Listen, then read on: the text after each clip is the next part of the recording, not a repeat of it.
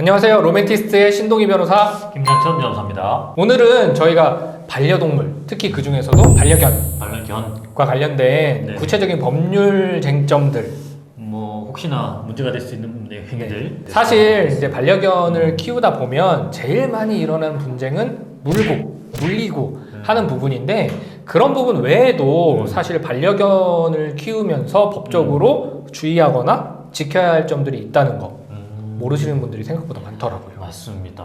입마개 해야 되고 우리가 뭐 목줄 해야 되고 뭐 이 정도는 사실 알고 알고 계실 것 있는데. 같은데 그 외적으로는 구체적으로 뭐 어떻게 해야 되는지 이걸 하면 어떤 처분을 받는지에 네. 대해서 알려드리면 좋을 것 같아요. 네.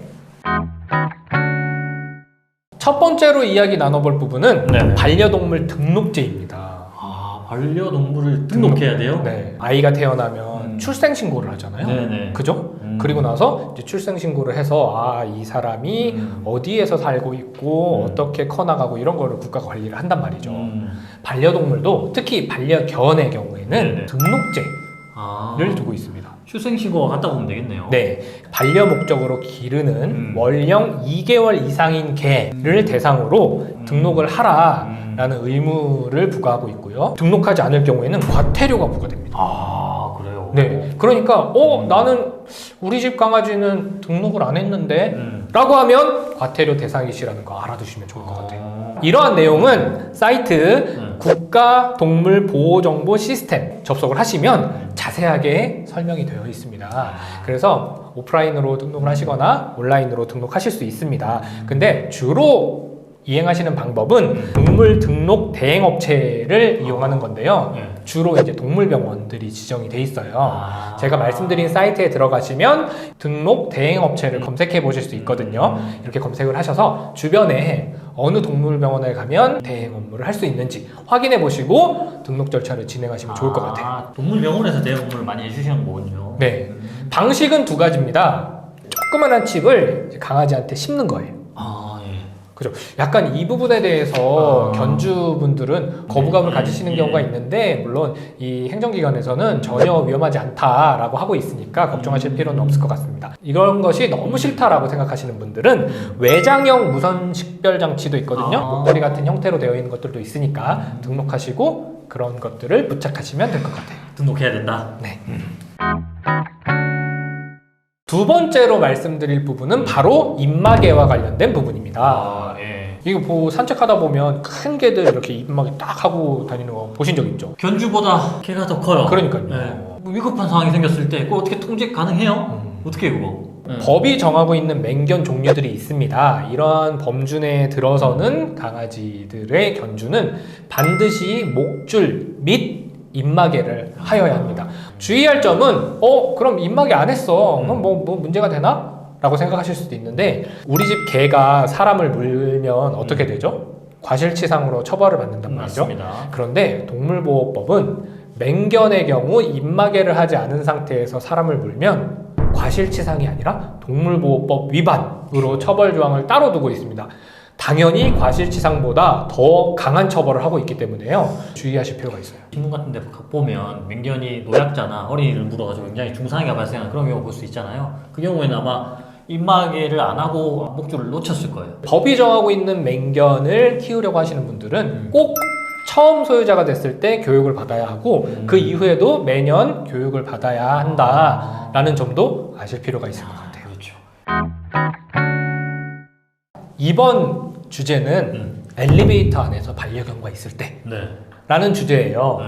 사실 우리가 아파트에 살 때 산책을 하려면 강아지랑 막 계단 내려가지 않을 거 아니에요. 그렇죠. 동물보호법 시행규칙에서 이런 내용들을 규정하고 있는 건데요. 네네. 아파트를 포함한 공동주택 건물 내부 공용공간에서는 반려견을 직접 안거나 반려견이 움직일 수 없도록 제어한 상태에서 이동을 해야 한다. 그러니까 만약에 이러한 사정을 위반할 경우에도 50만 원 이하의 과태료가 부과될 수 있다. 50만 원이나? 네, 규정하고 있으니까 이 부분 가볍게 생각하지 마시고 꼭 주의하시는 게 좋을 이게 것 같아요. 그러면 형이 위반 시마다 50만 원일 거 아니에요? 그렇겠죠. 그렇다면 우리가 엘리베이터 하루에 몇 번씩 타는데 그때마다 만약에 위반을 하면 상당한 금액이 나올 수도 있겠네요. 네. 만약에 신고 못 된다면 그러니까 주의해야겠죠. 주의해야 됩니다.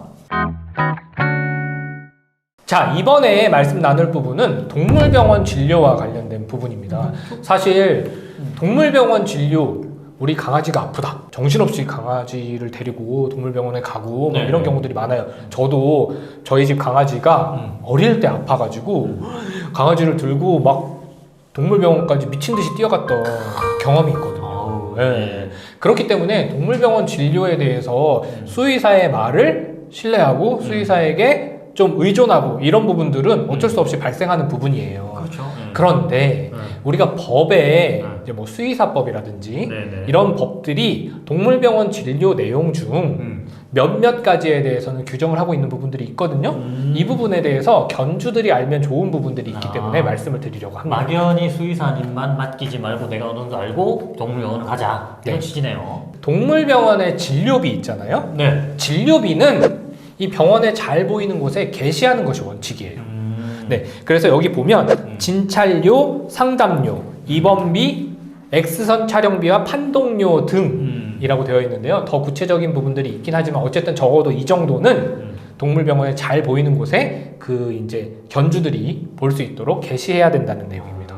그리고 우리 반려동물들이 수술을 하는 경우에는 반드시 수의사가 수술 전에 수술 비용에 대해서 안내하도록 되어 있어요. 수술 비용에 대해서. 네. 근데 예외적으로 너무 급박한 수술이기 때문에 뭐 이거는 얼마가 나오고요. 이럴 새가 없을 수 있잖아요. 그런 급박하고 위급한 상황에서의 수술은 수술을 한 뒤에 수술 비용에 대해서 안내해줘도 된다는 예외 조항이 있고요. 또 한 가지는 나는 이거 한 100만 원 나올 수술이라고 안내를 했는데 하다 보니까 수술비가 이거 한 200만 원 나오게 생겼는데 그렇다고 수술 중단하고 갑자기 이게 사실은 200만 원 나올 것 같은데요. 이렇게 할 수 없잖아요. 그렇죠. 그러니까 수술을 다 마친 후에 비용이 이렇게 증가하게 됐습니다. 라고 이야기할 수 있는 거예요. 그러나 이런 경우에도 전제로 수술 전에 어쨌든 1차적인 안내는 했어야 된다는 거죠.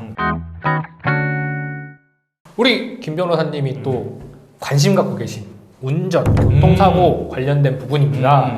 저희가 이제 반려견 함께 어딘가 좀 멀리 가고 싶다. 그러면 얘랑 계속 걸어만 갈 수는 없으니까 차 타야죠. 네, 가끔 차를 타는 경우가 있단 말이죠. 반려견이 차 타는 것까지는 괜찮죠. 그럼요. 당연히 괜찮습니다. 반려견이 막 차 타고 이런 거 CF에도 나와요. 그런데 여기서 주의할 점은 도로교통법에서 금지하는 반려견과 함께하는 운전 형태가 있다는 거예요. 어떤 형태냐면 네. 반려견을 운전자의 무릎에 앉히고 아. 운전을 하는 경우는 도로교통법 위반이 됩니다. 그렇죠. 네, 그러면 만약 사고가 났을 때 반려견이 내 사이에 끼는 거 아니에요? 위험해. 그러면 반려견을 오히려 에어백처럼 생각할 수도 있는 거지. 그러니까 더더욱 안 될 것 같아요. 네. 이번에 말씀 나눌 부분은 바로 반려동물과 함께하는 해외여행 해외. 관련된 내용입니다. 예. 근데 아니 무슨 반려견이랑 해외까지 가 라고 생각하시는 분들이 있을 수 있지만 사실 반려견을 가족처럼 생각하시는 분들은 그렇죠. 내가 해외여행 가야 되는데 너무 긴 시간 동안 나랑 떨어져 있거나 누구한테 맡기거나 이게 좀 싫어 라고 생각하고 그럴 수도 있고 어쨌든 장기간의 해외 여행이거나 네. 아니면 맡길 수 없는 그런 불가피한 상황이 발생할 수 있을 때는 네. 그려고 하죠. 그때 이제 주의할 부분들인데요. 일단 그 나라가 반려동물과 함께 입국이 가능한 나라인지를 확인해 보셔야 돼요. 반려동물의 국가별 검역 조건을 알아봐야 되잖아요. 그거 어떻게 알아보면 될까요? 인터넷 서칭? 그렇죠. 일단은 그 국가의 대사관이나 동물 검역기관에 직접 문의하실 수도 있겠지만 농림축산검역본부 거기에 딱 접속하시면 나라마다 정리가 되어 있으니까 그 부분 꼭 확인하시고 절차를 진행하시는 게 좋아요. 그 나라에 입국하시려고 하면 당연히 검역 신청서를 받으셔야 하고요. 검역 신청서를 받으시는 절차에 대해서도 잘 숙지하셔서 검역 신청서를 작성하시고 검역 증명서까지 발급받으실 필요가 있을 것 같아요. 마지막으로 조언해 드릴 거는 정말 슬픈 조언입니다. 그런데 언젠가는 다가오게 될 우리 집 반려견과의 이별. 그렇죠. 반려견이 사망한 경우에는 이제 우리가 입양을 했을 때 신고를 해야 된다고 했잖아요. 등록을 해야 된다고 했잖아요. 등록한 반려견이 죽었을 때 등록을 말소를 해야 돼요. 왜 울어? 울지 마. 울 것 같아.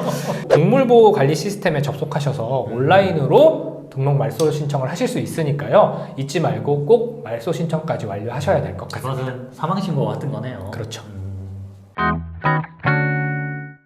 자, 오늘은 반려견주들께서 네. 좀 주의하시고 알아두시면 좋을 법령 정리를 해봤습니다.